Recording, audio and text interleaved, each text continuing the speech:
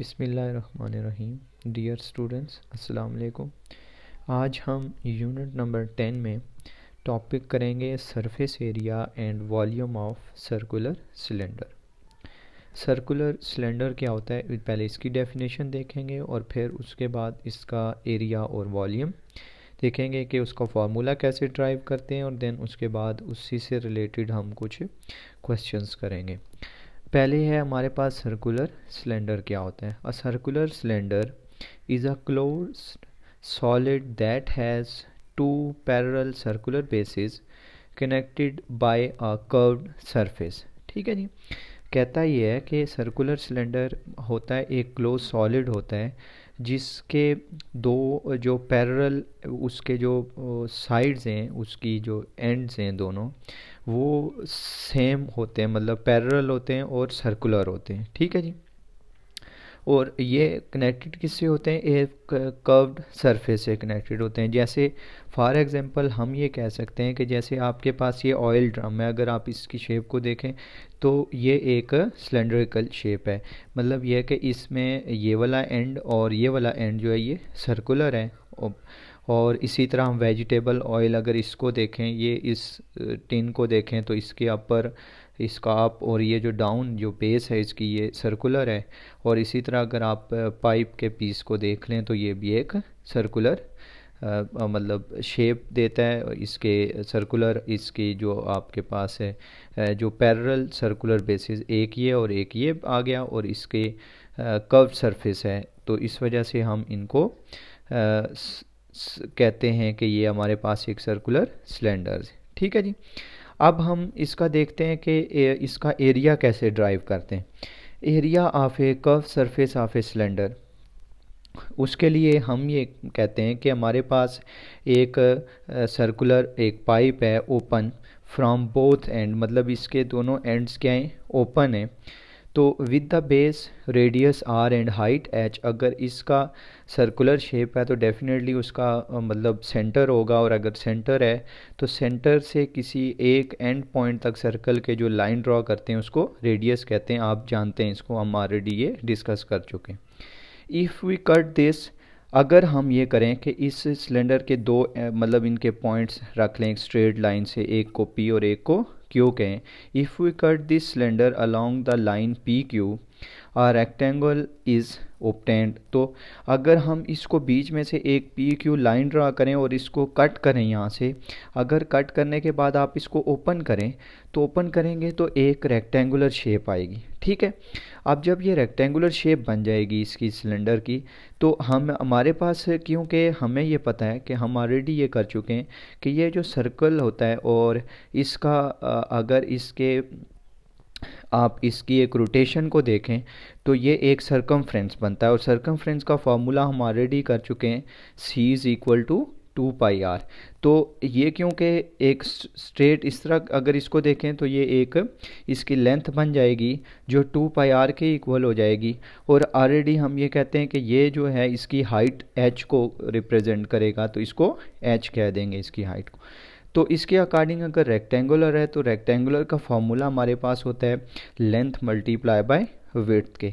तो हम इसको लेंथ मल्टीप्लाई बाय विड्थ करें तो area of a circle curve surface of a cylinder होता है area of a rectangle P Q R S length, means के पी क्यू आर और एस ये इस शेप में आ जाएगा, और ये रेक्टेंगल शेप बनेगी जो इक्वल होगी length multiply by width which is equal to 2πr length के, और h इसकी हाइट हो जाएगी 2πr h। तो ये हमारे पास है area of a curve surface of a cylinder आ जाएगा। ठीक है जी।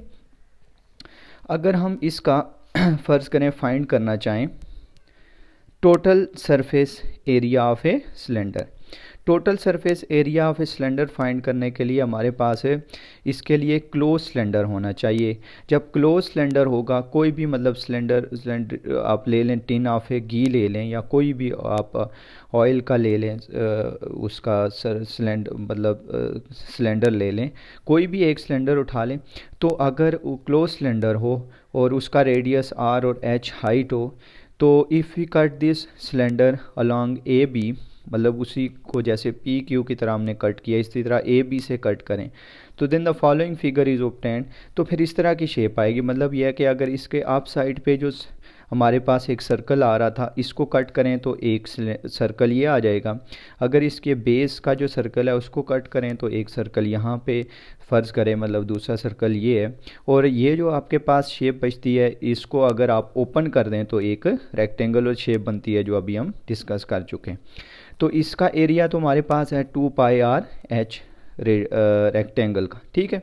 सर्कल हम ऑलरेडी डिस्कस कर चुके हैं। जो सर्कल का एरिया होता है वो होता है πr²। अगर 1πr² यहाँ से आ जाए, 1πr² यहाँ से आ जाए तो 2πr² हो जाएगा। ये πr², πr², 2πr², और ये हमारे पास 2πr/h ये आ जाएगा। और अगर इनको हम, क्योंकि टोटल सरफेस एरिया इन सब का एरिया आएगा, तो इन सब के एरिया को ऐड करें तो πr² πr² 2πr² और 2πr/h यहाँ से आ जाएगा। और अगर इसमें से कॉमन ले लिया जाए 2π और r अगर कॉमन लें तो ब्रैकेट में r+h आ जाएगा, which is equal to area of a curve surface of cylinder आ जाएगा 2πr इंटू r+h, ठीक है।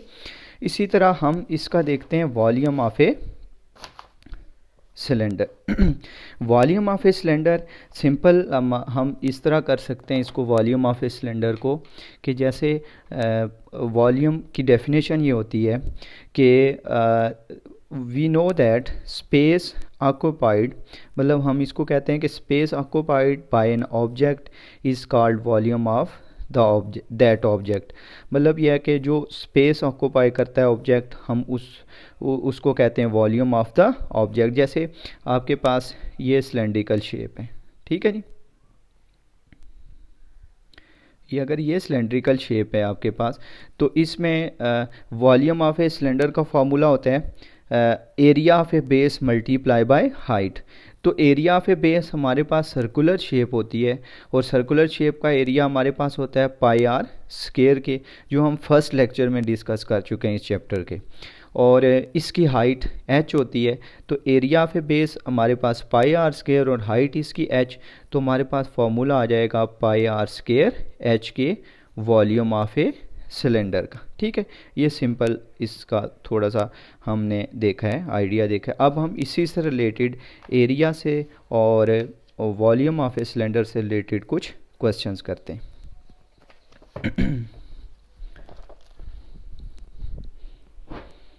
क्वेश्चन हमारे पास है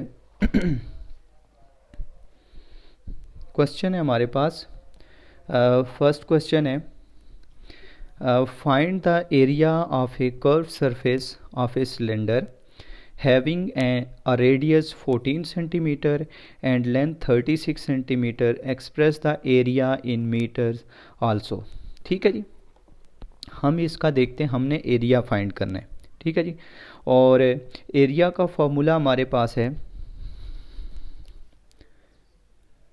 एरिया हमारे पास फार्मूला होता है, हमने पढ़ा है 2πr/h, h भी कहते हैं, और इसकी लेंथ होगी तो वो l के इक्वल हो जाएगी, ठीक है जी। हमारे पास गिवन क्या क्या चीज़ें, गिवन हमारे पास है रेडियस 14 सेंटीमीटर, और इसकी लेंथ जो है, या लेंथ या h भी कह सकते हैं इसको, इज़ इक्वल टू 36 सेंटीमीटर। हम इसके फॉर्मूले में पुट करेंगे तो एरिया आ जाएगा हमारे पास 2 मल्टीप्लाई बाय पाई की वैल्यू हो 22/7, हम ऑलरेडी डिस्कस कर चुके हैं, is equal to 22/7 multiply by r is equal to 14 multiply by h is equal to 36। अभी मैं इसका यूनिट साथ में लिख नहीं रहा, जब हम टोटलिंग कर लेंगे तो फिर इसका यूनिट सेंटीमीटर स्क्वायर लिखेंगे। तो r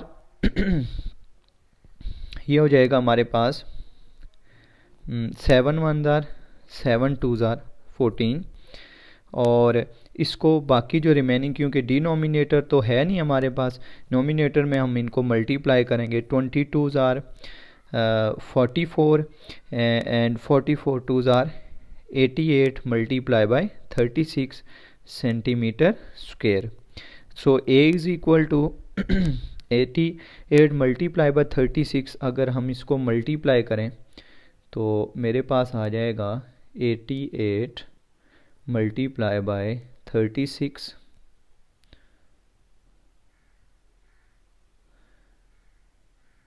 88 मल्टीप्लाई बाय 36, मैं इसको रफ में सॉल्व कर रहा हूँ, तो ये आ जाएगा 3168 सेंटीमीटर स्क्वायर। आप इसको कैलकुलेट कर सकते हैं, ठीक है जी। अब क्योंकि हमने इसको कन्वर्ट करना है मीटर स्क्वायर में, तो जब हम इसको मीटर में कन्वर्ट करेंगे तो हमारे पास होता है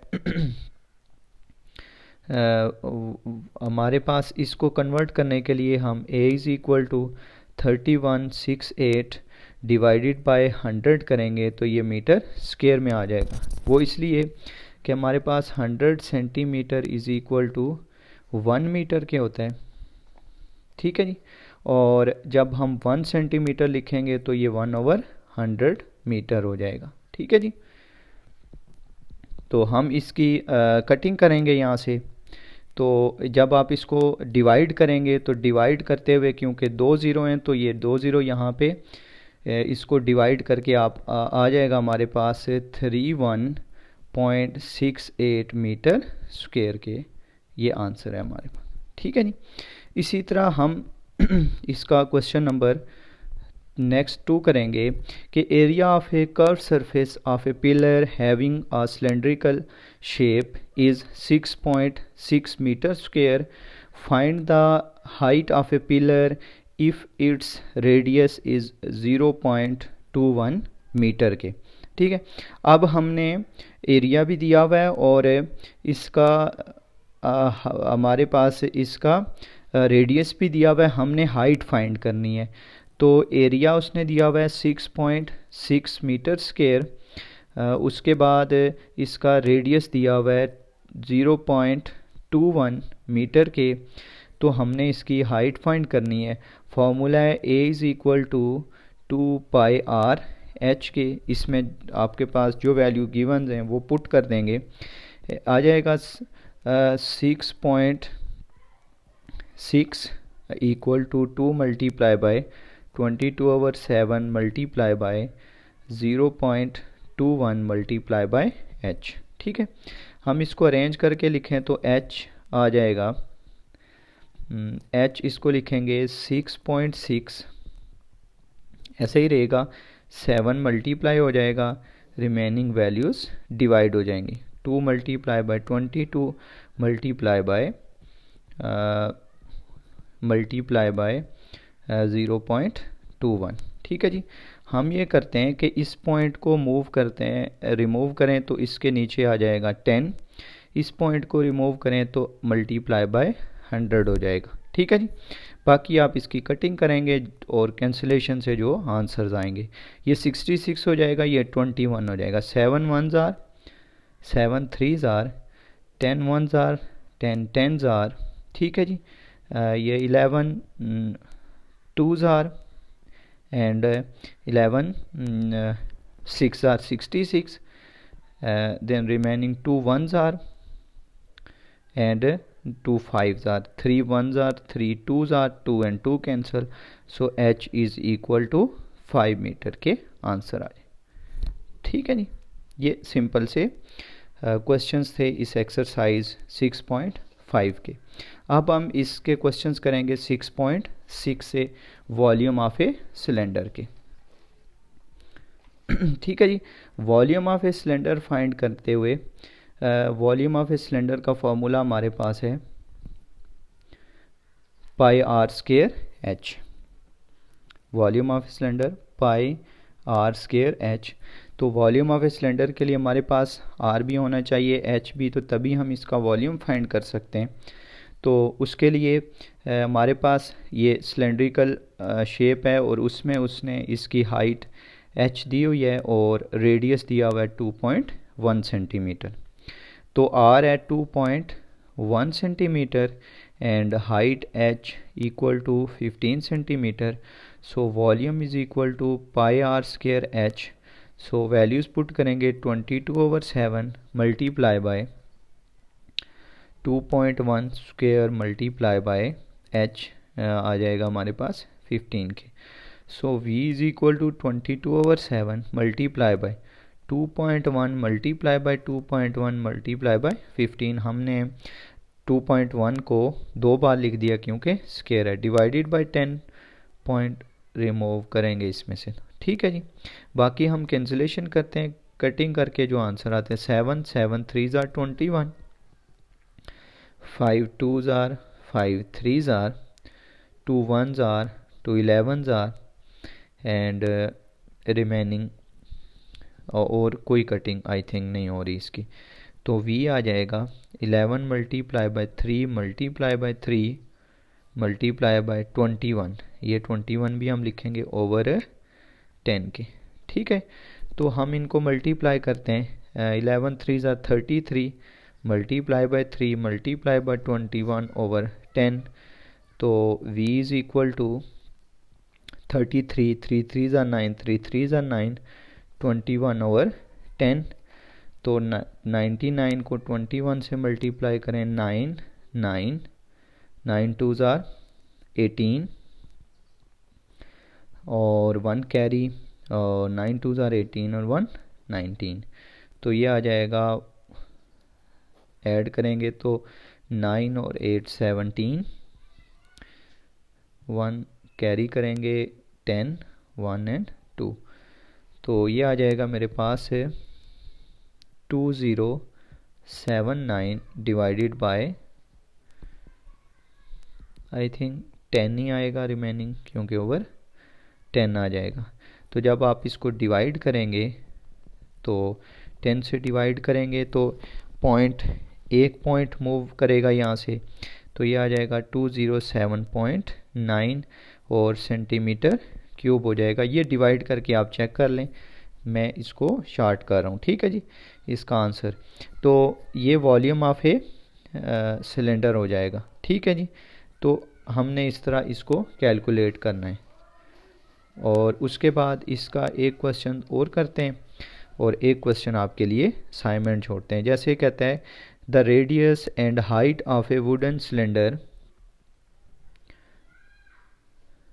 are 7 centimetre and 12 centimetre respectively, find the volume of a cylinder. कहता है कि रेडियस और हाइट आपको दे दी गई है, तो आप इसका वॉल्यूम फाइंड करें। तो वॉल्यूम होता है पाई आर स्क्वायर एच, जबकि आर उसने 7 सेंटीमीटर एंड हाइट उसने 12 सेंटीमीटर दिया है। सिंपल वैल्यूज़ पुट करेंगे, 22/7 multiply by 7 square multiply by 12, तो v is equal to 22/7 7 multiply by 7 multiply by 12, 7 1 7 cut जाएगा और रिमेनिंग मल्टीप्लाई करेंगे 22 मल्टीप्लाई बाय 7 मल्टीप्लाई बाय 12 के तो इसको मल्टीप्लाई कर लें, 22 मल्टीप्लाई बाय 7 मल्टीप्लाई बाय, तो हम इसको